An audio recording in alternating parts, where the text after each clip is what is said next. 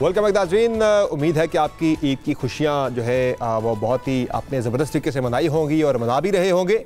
और इस प्रोग्राम की वसातत से हमारी कोशिश है कि आपकी खुशियों को मज़ीद दोबारा किया जाए।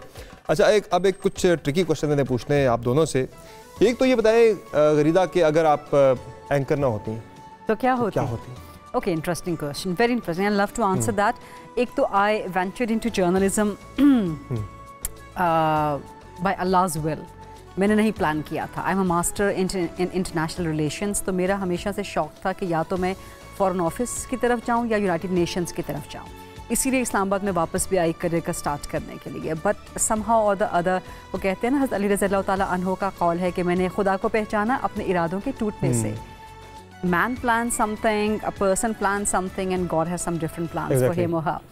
So, मीडिया में आ गई और फिर उसके बाद this has become my passion, summer. तो अब प्रोवर्बियल स्पीकिंग अगर मुझे 7 जन्म भी मिले तो I would opt to be a journalist. मैं अपने आप को किसी और तौर पे नहीं देखती। यानी कि सहाफ़ी जो है ना वो फिर ही मेजॉरिटी में ये होता है कि वो ही डाइज एज अ जर्नलिस्ट, वो फिर किसी और प्रोफेशन में मिसफिट होता है। किसी भी प्रोफेशन में। ये आपका पैशन ना हो तो फिर आप नहीं है सहाफ़ी। This is not 9 to 5 job, this is not 10 hours 12 hours की जॉब। 5% से भी कम ऐसे लोग होंगे जो जर्नलिज्म को नौकरी समझ के कर रहे होंगे। जी, पैशन है। बिल्कुल, इसको वेरी ट्रू, वेरी ट्रू।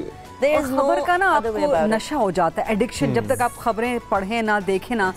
मेरे तो वेकेशंस भी होते हैं, चाहे पाकिस्तान में हो चाहे पाकिस्तान से बाहर हो। तो वही सुबह उठ के पाकिस्तान में हो तो अखबार, पेपर बैक अखबार खोल के पढ़ती हूँ, बाहर हूँ तो ये आईपैड पे, फोन्स पे अखबार लास्ट में पढ़ना। अच्छा, मैं जो है ना जरा डिफरेंट टाइप का बंदा हूँ कि मैं अखबार, कागज वाला, पेपर वाला मुझसे नहीं पढ़ा जाता। न्यूज़ है, न्यूज़ पेपर है, लेकिन पेपर नहीं पढ़ा जाता मुझसे। मैं हमेशा फोन पे या लैपटॉप पे। तो मुझे नहीं आता मजा।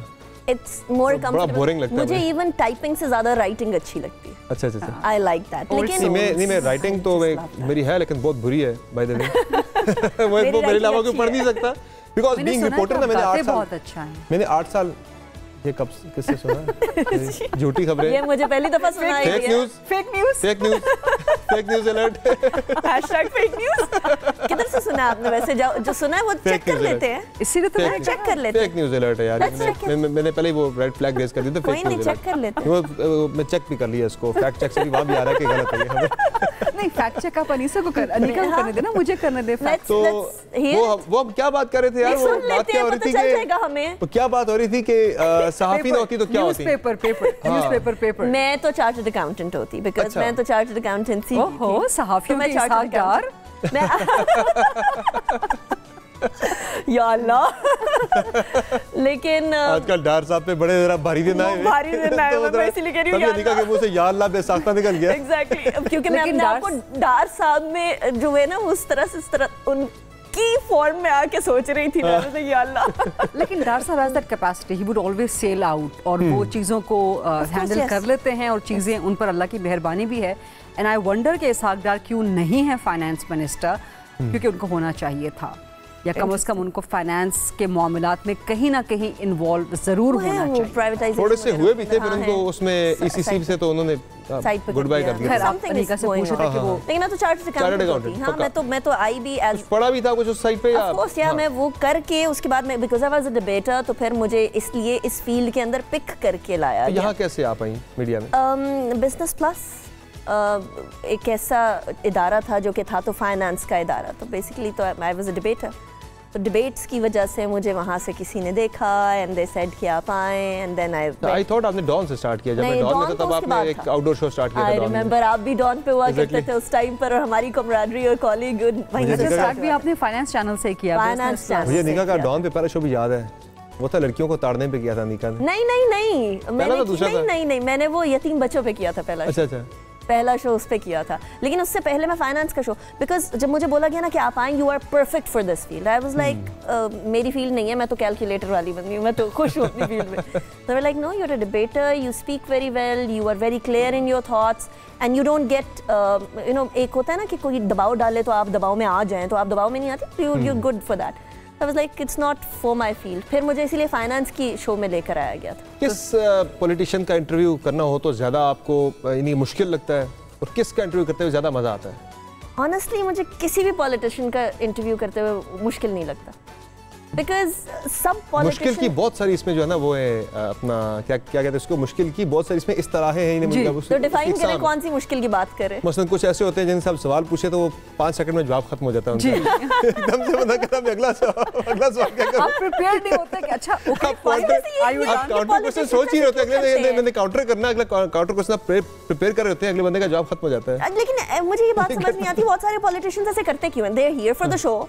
जब आप शो के लिए आए हैं तो फिर मतलब एटलीस्ट आपको पता है कितना टाइम तो गुजारना है, क्यों करते हैं ऐसे? आप लोगों को समझ आई कभी? मुझे ज्यादा बिल्कुल ना एकदम से टू द पॉइंट होते हैं, कम गो होते हैं, कम बात करने के आदी होते हैं। सेकंड के जवाब दिए नहीं तो फिर वो टीवी पे नहीं आने के सूटेबल होते हैं ना, फिर ऑब्वियसली फिर नहीं आना बेहतर है। एक वो रिपोर्टर का बड़ा मशहूर हुआ था ना, वो जेल पहुंचा दिया गया, हाँ पहुंचा दिया है। ओके जी बता बस ठीक है। आई थिंक आपके ही चैनल पे नहीं वो अनिका के चैनल पे जी पहुंचा दिया। उसमें बड़े मीम बनते थे बाद में। आपने ज़हमत क्यों की है मेरा पेपर लेने जब आपको पता तो है। रिपोर्टर्स का ये होता है, रिपोर्टर्स तो ऑन इन फील्ड इतना ज्यादा बिजी होते हैं ना, समटाइम्स यू डोंट रियलाइज कि वो किस मुश्किल में हो सकता है उस टाइम पे उसको इस तरह की सिचुएशन फेस करनी पड़ी हो कि वो ज्यादा बात ना मैंने तो की 8 साल रिपोर्टिंग भाई, मुझे तो पता है कि भाई कितना कभी कभार ऐसी चैलेंजिंग सूरत हाल बन जाती है जी। मैं एक दफ़ा गया हुआ था उधर क्या कहते हैं इसको, हुंजा में अताबाद जब झील बन गई थी, मैं डॉन की तरफ से रिपोर्टिंग करने गया वहाँ पे।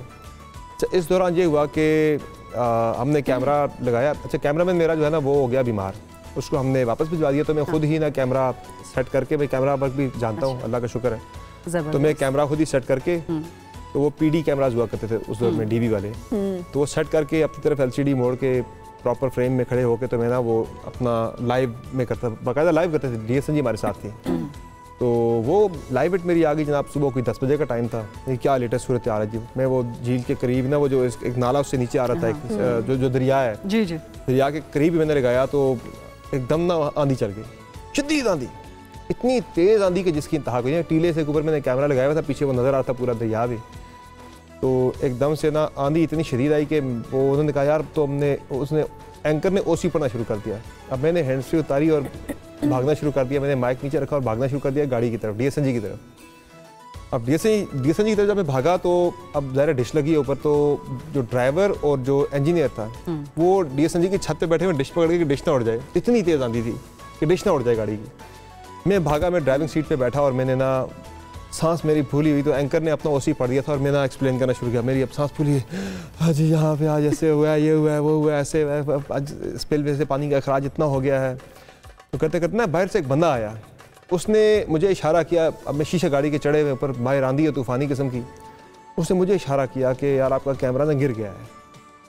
तो मैं अपना वो लाइव वो बीपर देते थे, ऑडियो बीपर ना, मैंने कैमरा गिर गया, कैमरे को देखो। एकदम से ना मुझे याद है मैं ऑन एयर हूँ ऑन एयर, ऑडियो बीपर दे रहा था। फिर मैंने फटाफट फ़ोन बंद किया और भागा, जाके कैमरा गिर गया नीचे, बेचारा LCD टूट गई। इस LCD के सहारे पे मैं 1 मैन शो कर रहा था, तो फिर वो बड़ा चैलेंज था। लेकिन इस तरह के काफ़ी मौके पे जो है वो चीज़ें हुई एरिया में आप मौजूद थे, वो रिपोर्टिंग में बड़े कोई इस तरह का भंड ऑन एयर न्यूज़ एंकरिंग करते हुए, शो करते हुए, जो आपको कभी ना भूला हो यार ये क्या हो गया था यार। अच्छा, इस किस्म का तो कोई भी नहीं हुआ। बड़े ब्लूपर्स जो होते हैं बड़े इंटरेस्टिंग कभी कभार हो जाती है, छोटे मोटे चलते रहते हैं, बट मेरे साथ कभी कुछ नहीं हुआ, इसलिए कि एक तो मेरे वालिद साहब ने बड़ी ट्रेनिंग कर रखी थी मेरी। गर्मियों की छुट्टियां होती थी तो हम बच्चों की सख्ती आ जाती थी, अखबार खोल लेते थे, वो नवाए वक्त और जंग और एडिटोरियल हम लोगों को पढ़ाते थे बाकायदा आवाज़ बुलंद। तो वो जो अल्फाज की अदाई, जुमलों की अदाई, फंबल ना करना, वो बचपन से ही एक ट्रेनिंग का हिस्सा था। फिर मेरे पाकिस्तान टेलीविज़न में पहले उस्ताद थे ज़िया मोहिउद्दीन मरहूम साहब, अल्लाह उनको जन्नत बख्शे। बड़ा नाम। सो वो मतलब डांटते नहीं थे आपको, लेकिन उनका एक आंख उठा के देख लेना, अगर आप एक लफ्ज़ भी उर्दू का गलत पढ़ दें तो वो उनका देखना ही आपकी रूह फना कर दिया करता था। अच्छा। सो वो ट्रेनिंग जब हुई तो उसकी वजह से अल्फाज की अदाई वगैरह में इस तरह से then I have been a debater as well like Anika, तो आपके अंदर वो कॉन्फिडेंस आ जाता है ऑडियंस को फेस करने का, कैमरे को फेस करने का। सो इस तरह के ब्लूपर्स fortunately या unfortunately I don't have any funny stories, any exciting stories to tell about my career. लेकिन हाँ, एक दफ़ा ये ज़रूर हुआ कि मैं जियो पर थी, हम लोग बुलेटिन कर रहे थे, 9 o'clock का बुलेटिन था और लाइव चल रहा था, और करते करते आप पढ़ रहे होते हैं तो स्टूडियो में से मच्छर मेरे मुंह में चला गया। ओह Oh no. एक दफा खांसा तो सही, अब I could not spit it out, so मैं उसको मतलब आपने अगले मच्छर 2-3 कढ़ाई भी खा लिया। प्रोटीन। हाँ एग्जैक्टली। तो अगले 2-3 दिन तक वो आपको खैर होता तो हाँ, कुछ नहीं है, बट कुछ नहीं है। हाँ, लेकिन लेकिन काट भी आप- देते हैं। गेन वाली फीलिंग आपका कोई मेरे साथ तो मैंने तो बहुत एडवेंचरस काम किया, बिकॉज मैंने अपने करियर का आगाज कराची से किया था, और कराची उन दिनों में शदीद एक तो दहशतगर्दी, ऊपर से वो जो गैंग वॉर और हालात ख़राब, बोरी बंद लाशें, इस टाइप की सारी चीज़ें मिलती थी। और मैं आउटडोर शो करती थी। बिजनेस के शो के बाद जब मैं डॉन में आई हूँ तो मैंने आउटडोर शो बिल्कुल किया। जब आउटडोर शो किया है तो उसके अंदर इतनी सारी चीज़ें होती थी। फॉर एग्जांपल गैंग वॉर में क्रॉस फायर हो रही है, और क्रॉस फायर के अंदर उस टाइम पे हुआ करते थे चौधरी असलम साहब भी। क्रॉस फायर हो रही है, सिचुएशन बड़ी अजीब सी बनी हुई है, और आपने उसको कवर करना है। एंड पैशनेट उस टाइम पे आप इतने होते हैं कि यू डोंट रियली फील कि आपको अपने आप को सेफ गार्ड करना है, यू जस्ट फील लाइक कि आपने लोगों तक खबर पहुंचानी है और लोगों तक हकायक पहुंचाने। हाँ, वो बिल्कुल उस वक्त ना आप का दिल कर रहा था यार मैं इस सिचुएशन के अंदर घुस जाऊं जाके। क्या आतिशे क्या वो शेर है? आतिशे इश्क में नमरूद पड़ा, नहीं। बेखतर आशिक बेखतर आतिशे कूद नमरूद पड़ा, में कूद पड़ा आतिशे। इश्क। हमने शेर का कबाड़ा कर दिया, लेकिन खैर लेट्स बेखतर आतिशे नमरूद में कूद पड़ा इश्क। अकल है महवे तमाशा तमाशा लबे बाम अभी। एग्जैक्टली। एक का ब्रेक लेते हैं जरा, ईद का मौका है, जरा रस्ता की काफी बातों से जरा, हाँ, दूर थोड़ा रहते हैं, lighten up जरा करते हैं, टेररिज्म काफी वगैरह की संजीदा अलायंस से और पाकिस्तान को जो है वो lighten महफूज up रखे। एक ब्रेक लेते हैं जी, क्विक ब्रेक के बाद वापस आएंगे और कुछ मजीद इंटरेस्टिंग सवाल हैं हमारे साथ में।